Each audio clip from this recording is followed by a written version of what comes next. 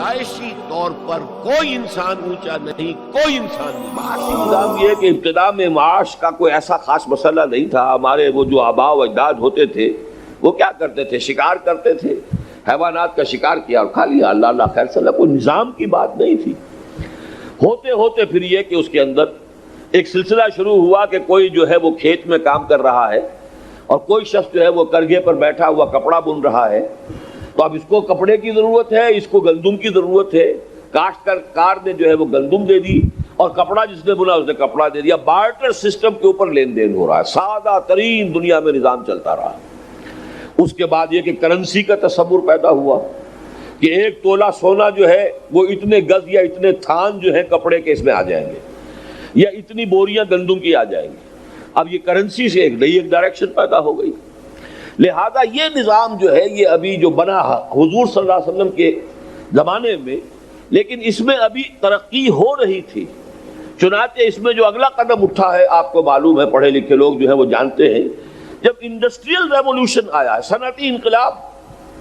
اب صنعتی انقلاب آیا جب مشین ایجاد ہو گئی۔ پہلے تو یہ تھا ایک آدمی بیٹھا ہوا ہے وہ کرگھے کے اوپر بن رہا ہے، اب یہ کہ سینکڑوں آدمی ہیں، بڑا کارخانہ ہے اور اس میں ایک بڑا جو ہے انویسٹمنٹ ہے اور اتنے لوگ ہیں جو مزدور ہو کے کام کر رہے ہیں، تو وہ تو بالکل نئی شکل بن گئی صنعتی انقلاب کے بعد۔ اور یہ صنعتی انقلاب حضور کے زمانے کے تو بعد میں آیا نا۔ یہ وجہ ہے کہ اقتصادی اور معاشی نظام کے ضمن میں کچھ تو اصول دیے گئے، کچھ احکام دیے گئے، لیکن اس کے ضمن میں یقیناً اجتہاد کا دروازہ کھلا رکھا گیا۔ یہی وجہ ہے کہ حضرت عمر رضی اللہ تعالیٰ عنہ کا ہمیں یہ قول ملتا ہے کہ قرآن مجید میں سود کی حرمت کا حکم جو ہے وہ بالکل آخری زمانے میں آیا، آخری حرمت جو ہوئی ہے سن 9 میں ہوئی ہے۔ اور حضرت عمر فرماتے ہیں کہ اس کے بعد جلد ہی حضور کا انتقال ہو گیا اور ہم پوری طرح نہیں سمجھ سکے کہ سود کن کن چیزوں میں ہے، سود کے اثرات۔ لہذا ہے مسلمانوں اب اس کا تقاضا تو ہی چھوڑ دو۔ لیکن جب ربا ایسی شے ہے کہ جس کے بارے میں قرآن کہہ رہا ہے، اللہ اور اس کے رسول کی طرف سے اعلان جنگ ہے اگر نہیں چھوڑتے۔ شراب پینے پر تو ایسی وعید نہیں آئی نا، زنا کرنے پر تو ایسی وعید نہیں آئی، تو معلوم ہوا شراب پینے سے اور زنا سے اور سور کھانے سے بہت بڑی شے ہے یہ ربا۔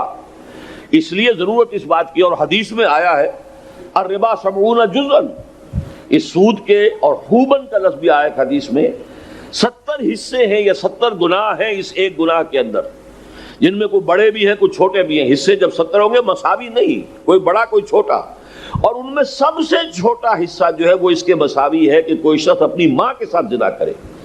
ایسرھا ان ينکح الرجل امہ، ان ينکح الرجل امہ، کہ کوئی شخص اپنی ماں کے ساتھ زنا کرے۔ اب غور کر لیجئے، یہ بھی چھوٹا حصہ ہے، سب سے چھوٹا حصہ جو ہے سود کے 70 گناہ کے گناہوں میں سے جو سب سے چھوٹا حصہ ہے وہ اس کے مساوی ہے۔ تو معلوم یہ ہوا حضور حضرت عمر نے فرمایا پھر تو شے ایسی ہے کہ نہ صرف ربا کو چھوڑ دیا جائے بلکہ ربا کا اگر شائبہ بھی کہیں ہے تو اس کو چھوڑ دیا جائے، یہ تو اتنی خطرناک شے ہے۔ لیکن اس سے بھی آگے بڑھیے، ایک ہے نظام حکومت و ریاست۔ جس وقت حضور پر نبوت ختم ہوئی ہے اور اللہ تعالیٰ کا ہدایت نامہ آخری آ گیا قرآن مجید کی شکل میں، اس وقت تک ابھی یہ جو نظام حکومت و ریاست کا معاملہ ہے اس میں ابھی بہت کچھ ایوالو اور ابھی اس میں ارتقاء ہونا تھا، اس میں ترقی ہونی تھی۔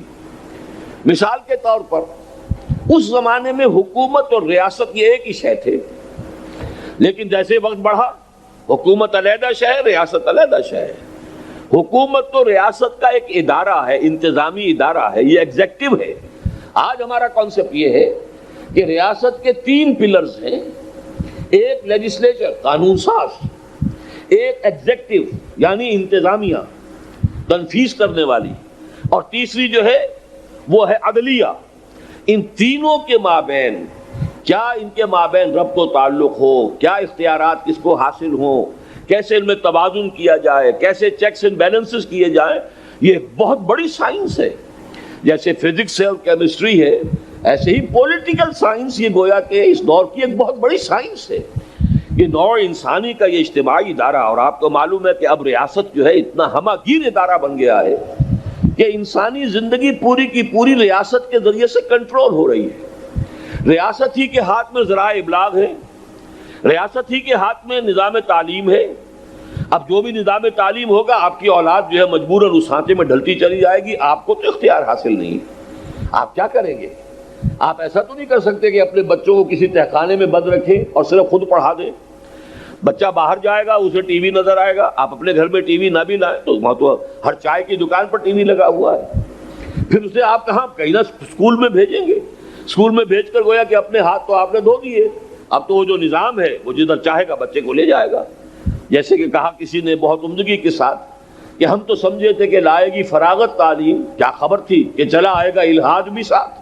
انگریزی تعلیم آئی تو یقیناً یہ کہ معاشی اعتبار سے مسلمان جو ہندوستان کا وہ بہتر ہو گیا, اس لیے کہ اب اس کو بھی ملازمتیں ملنے لگیں اور وہ جو ہے سرکار دربار میں رسائی ہو گئی, لیکن اس ساتھ ہی الحاد بھی چلا آیا انگریزی تعلیم کے ساتھ. اس حوالے سے ریاست کا ادارہ اتنا ہمہ گیر ہو چکا ہے جو کہ حضور کے زمانے میں نہیں تھا. یہی وجہ ہے, نوٹ کیجئے, کہ جہاں تک ریاست کا تعلق ہے اس کے بارے میں تفصیلی احکام قرآن میں ہے ہی نہیں, تفصیلی نقشہ قرآن میں ہے ہی نہیں, صرف اصول دیے گئے. باقی یہ چیز چھوڑ دی گئی ہے کہ جیسے جیسے ارتقاء کا عمل آگے بڑھے, انسانی تمدن جو ہے وہ آگے بڑھے, تو اس میں جو بھی ایک نئی شکلیں پیدا ہوں ان کو اکوموڈیٹ کیا جا سکے. اگر ریاست کا بھی ایک مکمل تفصیلی ڈھانچہ حضور کے زمانے میں دے دیا گیا ہوتا تو اس زمانے میں جو ارتقاء تھا, عمرانی ارتقاء جس سطح پر تھا, اسی کے مطابق نظام ہوتا. اور یہ کہ یہ جو بھی اس کے بعد ترقی ہوئی ہے اس کو آپ اس میں اکوموڈیٹ نہیں کر سکتے تھے. اس کی میں آپ کو بڑی ایک سادہ سی لیکن دلچسپ مثال آپ کو دے دوں. چینیوں میں یہ خیال ہوتا تھا کہ عورت کے حسن کا یہ پہلو بھی ہے کہ اس کے پاؤں چھوٹے ہونے چاہیے. بڑے پاؤں کی عورت جو ہے وہ سمجھتے تھے کہ منحوس عورت ہے, تو وہ کیا کرتے تھے کہ بچپن میں ہی بچیوں کو لوہے کے جوتے پہنا دیتے تھے تاکہ پاؤں بڑھے ہی نہ.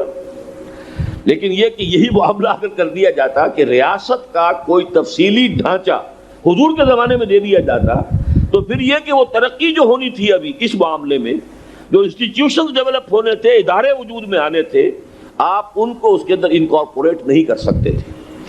اس کو میں نے اس لیے آپ کے سامنے بیان کیا کہ کیا وجہ ہے. جیسے کہ بعض حضرات کے علم میں ہوگا, کیونکہ اب بڑی کافی پرانی بات ہو گئی ہے, لیکن ایک زمانہ تھا جب پاکستان میں شروع میں اسلامی دستور کی بات شروع ہوئی ہے, اور مولانا مودودی ہی نے اس کا مطالبہ کیا تھا کہ اب نیا ملک بنا ہے تو اب اس ملک کا نظام کیا ہوگا, اور نظام میں اہم ترین شے دستور ہے, تو دستور کے اندر اسلام کے اصول جو ہیں وہ طے کیے جانے چاہیے.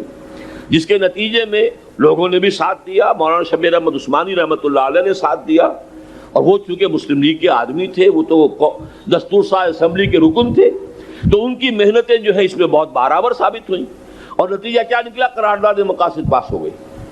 اب قرارداد مقاصد کے بعد ویسے چل نکلی ملک کے اندر, کس کا مذہب آئے گا, کس کا دین آئے گا, کوئی سنیوں کا آئے گا, شیعوں کا آئے گا, بریلویوں کا آئے گا, دیوبندیوں کا آئے گا. اس کا بھی جواب دے دیا علماء نے.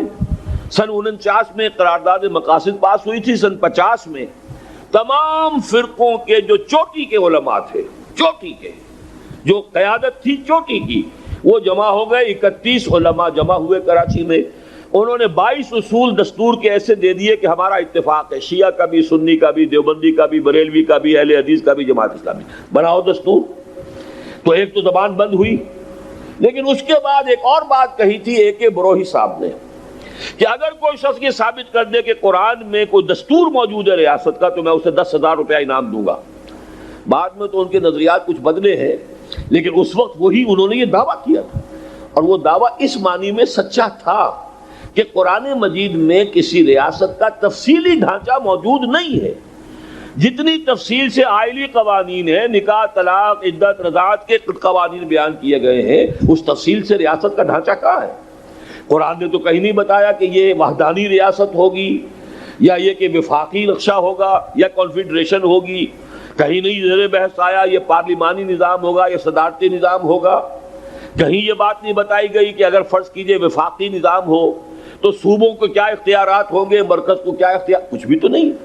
یہ جو چیزیں کہ جو کانسٹیٹیوشن میں آج اہم ترین ہوتی ہیں, جن پر جھگڑے چلتے ہیں, آج آپ کو معلوم ہے کہ تمام چھوٹے صوبے جو مطالبہ کر رہے ہیں کہ ہمیں صوبائی خود مختاری زیادہ دی جائے, سن 73 کے دستور میں جو دی گئی اس سے بھی زیادہ دی جائے.